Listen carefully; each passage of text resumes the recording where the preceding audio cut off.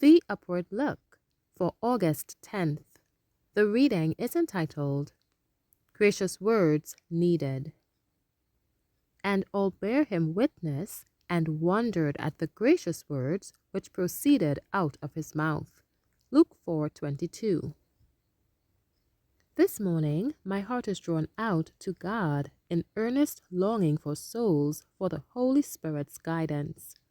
What words can I speak that will be appreciated and understood? When Christ was in our world, he said to the Pharisees and scribes, "Why do ye not understand my words and appreciate them?"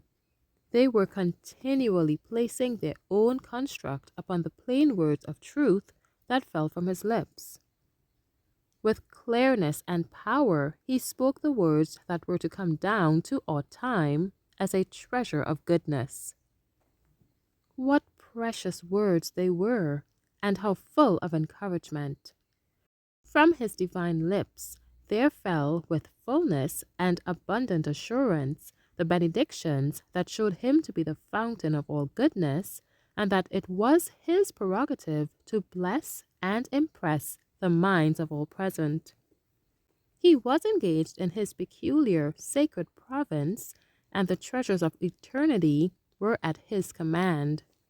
In the disposal of them he knew no control. It was no robbery with him to act in the office of God. In his blessings he embraced those who were to compose his kingdom in this world. He had brought into the world every blessing essential to the happiness and joy of every soul, and before that vast assembly he presented the riches of the grace of heaven, the accumulated treasures of the eternal, everlasting Father. There were occasions when Christ spoke with an authority that sent his words home with irresistible force, with an overwhelming sense of the greatness of the speaker, and the human agencies shrank into nothingness in comparison with the one before them. They were deeply moved.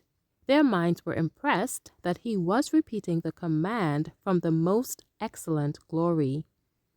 As he summoned the world to listen, they were spellbound and entranced, and conviction came to their minds.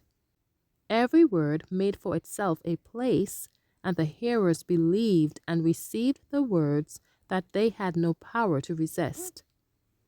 Every word he uttered seemed to his hearers as the life of God.